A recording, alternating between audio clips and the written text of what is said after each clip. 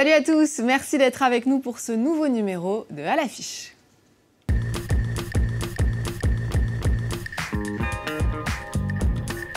C'est la ville du carnaval, des plages dorées et de la joie de vivre. Rio accueille les Jeux Olympiques sous les yeux du célèbre Corcovado et ceux de millions de téléspectateurs dans le monde.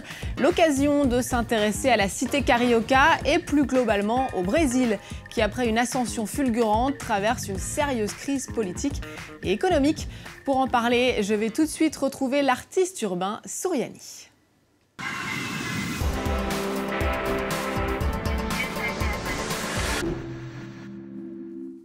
Souriani, bonjour. Bonjour. Vous êtes donc brésilien, vous êtes né et avez grandi à Sao Paulo et depuis 2007, après avoir fait des études ici à Paris, vous partagez votre vie entre la France et le Brésil. Tout à fait, ouais. On va justement commencer par ce partage de votre vie. Qu'est-ce que vous apporte chacun des deux pays ? Beaucoup de choses, je dirais. Moi, j'aime beaucoup pouvoir transiter entre les deux cultures. C'est deux mondes très différents, je peux dire. Même si on considère les deux pays comme de culture latine, c'est vraiment deux univers, j'irais même presque dire deux civilisations différentes. Pourquoi ? Même si on est en Occident. Tout de même, la façon dont la société s'organise, le métissage culturel n'est pas le même, la politique ne se fait pas de la même façon, donc la vision de monde, la vision de société, elles sont complètement différentes dans les deux pays. On va en parler justement de ces différences et du Brésil. Alors votre spécialité, c'est le collage de Sao Paulo à Paris, mais en passant aussi par Londres, Berlin et même Istanbul, vous collez un peu partout. On va tout de suite regarder ce que ça donne.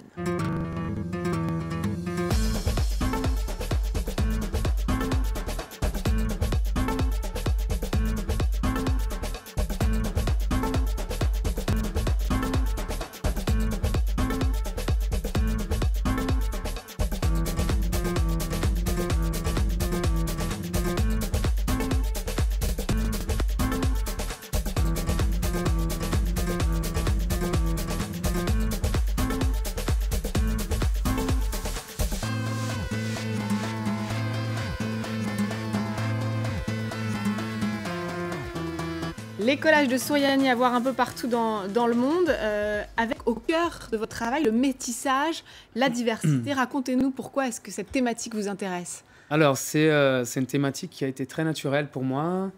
Moi-même j'ai plusieurs origines, donc j'ai des grands-parents qui sont venus de Syrie, Lituanie et Portugal. Donc mes parents sont tous nés au Brésil. Donc cette question, elle est très forte au Brésil. Et du coup, une de mes premières séries, c'était par rapport à l'arrivée des émigrés boliviens à São Paulo. Donc ça a été toujours un thème qui est présent dans mon travail. Il y a évidemment une résonance très forte aujourd'hui avec l'actualité. Alors ça va vous intéresser puisque l'ouverture sur le monde et sur les autres est aussi au cœur d'une gigantesque fresque réalisée par quelqu'un, je crois que vous connaissez un peu, Eduardo Cobra, graffeur brésilien, 3000 mètres carrés, 5 visages pour chaque continent. Le nombre symbolise évidemment aussi les anneaux olympiques. Et c'est vrai, vous l'avez dit, le métissage est une composante intégrante de la société brésilienne. Vous pensez que c'est un atout à mettre en avant justement en ces temps de crise ? Alors oui, c'est un atout à mettre en avant, surtout dans ce moment de gouvernement transitoire qui est rempli de scandales et de questions très délicates, on va dire. D'un point de vue racial, on a vu le nouveau gouvernement qui a été créé par le président en intérim Michel Temer, qui est constitué que d'hommes blancs. Ça veut dire que donc tous ces nouveaux ministres, on n'a que... voilà. Et avant, on avait la moitié presque, ou même plus de la moitié de femmes. Et on a toujours eu des femmes depuis les années 70 dans le gouvernement. Là, pour la première fois, on voit que cette diversité, elle n'apparaît pas dans cette nouvelle configuration qui s'annonce. Voilà. Alors en tout cas, toute la diversité du Brésil est mise à l'honneur à la Maison européenne de la photographie, ici à Paris. Le musée parisien expose le travail de 3 photographes pour 3 regards différents sur le pays, du Brasilia des années 60 capturé par Joaquim Paiva, aux instantanés en noir et blanc de Marcel Gautero, mais aussi la région du Nord-Est vue par Celso Brandão. C'est une belle occasion d'aller au-delà des clichés. C'est vrai qu'il en existe beaucoup autour du Brésil. J'en ai cité quelques-uns au début de l'émission en parlant de la bonne humeur et des plages. Vous trouvez, vous en plus qui voyez ça d'un point de vue extérieur, d'ici en France, que les choses évoluent? Ça évolue beaucoup. C'est une société qui est très dynamique. C'est un pays qui est, d'un point de vue économique et culturel. Et c'est vrai qu'avec la mondialisation aussi, on a beaucoup d'influence de tous les pays. Donc, pour rester dans la culture, on va parler.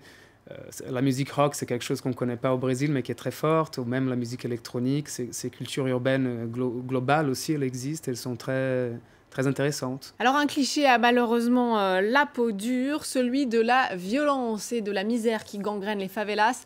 Mais toute une génération de Brésiliens veut changer les choses. 2 journalistes françaises ont décidé de consacrer un livre à leurs initiatives. Leur texte est illustré par un dessinateur brésilien. Olivia Salazar-Winspear et Roméo Langlois ont rencontré les auteurs de Génération Favela à Paris. Un traiteur bio, une nouvelle ligne de vêtements, un groupe d'activistes qui s'occupent d'immigration et des droits LGBT. Voici quelques-unes des initiatives sociales qui fleurissent au Brésil. Recenser, décrire ces projets qui voient le jour loin des plages et des centres-villes, c'est l'intention de ce livre, Génération Favela. Un livre illustré par Alexandre de Maio, passé par le journalisme et la bande dessinée. Il y a des solutions et des initiatives qui viennent du monde de l'art et de la culture qui marchent vraiment dans les favelas. Il y a une génération très artistique, très créative, qui a besoin de se faire entendre et à qui on doit donner la parole.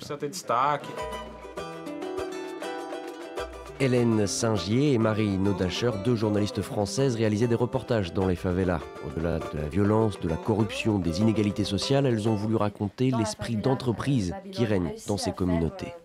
J'ai vu par exemple une ancienne employée domestique commencer son projet d'entreprise de cuisine et de gastronomie. Elle avait des petits couteaux, des planches à découper et rien d'autre. Maintenant elle a un logo, elle emploie des gens, elle voyage dans le monde entier. Il y en a certains qui maintenant sont candidats aux élections dans leur quartier, ce qui n'était pas le cas il y a 6 mois. À Rio ou Sao Paulo, les favelas rassemblent jusqu'au quart de la population. Et malgré les initiatives positives, c'est surtout le trafic de drogue et la violence policière qui restent associés à ces cités. Une réputation qu'Alexandre de Maio cherche à défaire. Exemple, son travail avec des musiciens locaux. Nova operação policial leva a alma de inocente, deixa a criança ferida, com bala perdida, mais punição como medida.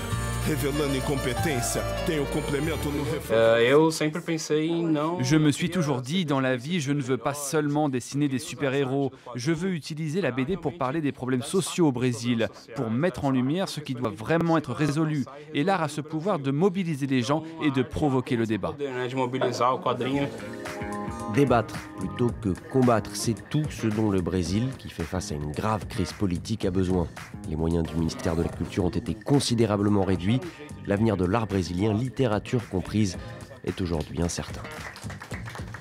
Voilà, la culture évidemment frappée de plein fouet par la crise au Brésil. Vous y travaillez régulièrement. Vous avez vu justement les artistes souffrir de cette crise? Oui, cette question des favelas, c'est encore... C'est justement par rapport à ce développement social qu'on a pu voir des initiatives culturelles venues des classes défavorisées. Ça veut dire que la culture populaire des favelas, elle est très riche, elle a toujours existé, mais elles étaient complètement coupées des médias et des projets institutionnels. Donc depuis quelques années, surtout à Rio, on a eu un processus de pacification des favelas, et un peu plus d'intégration entre ces 2 mondes divisés par la question des classes sociales. Qui est très importante au Brésil. Hein. Voilà. Les différences sont très fortes. Et avec Internet aussi, l'accès à Internet, la population des favelas a pu accéder à l'information et pouvoir diffuser pour la première fois leur culture. Donc du coup, on voit plein de projets intéressants se dessiner. Par le biais culturel aussi, évidemment. Alors, un artiste brésilien n'hésite pas à critiquer ouvertement la classe politique du pays. Vic Muniz, sans doute le plus grand représentant de l'art contemporain brésilien. On l'écoute tout de suite. Au Brésil, il n'y a ni gauche ni droite. Il n'y a que des gens avides, ignorants et méchants dans toutes les sphères du pouvoir. Après les JO, il va falloir se réveiller et enfin se confronter aux réalités.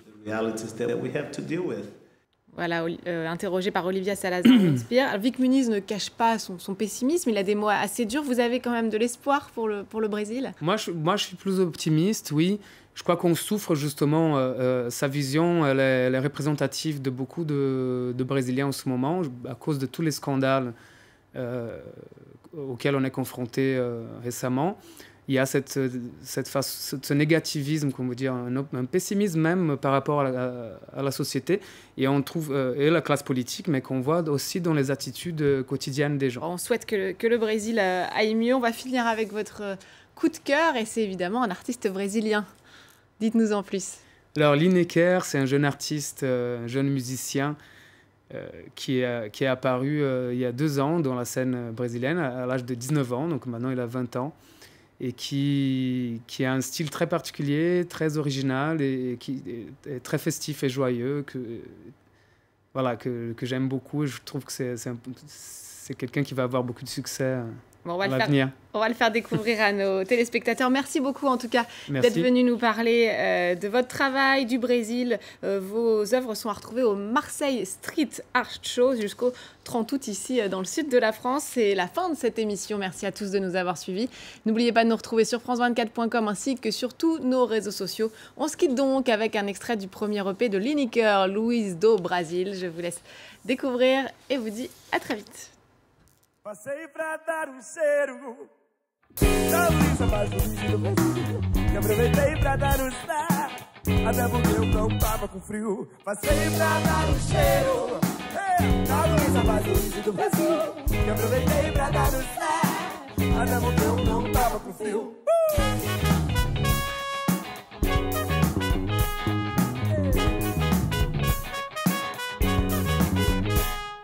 Passei pra dar cheiro da Luísa mais bonita do Brasil.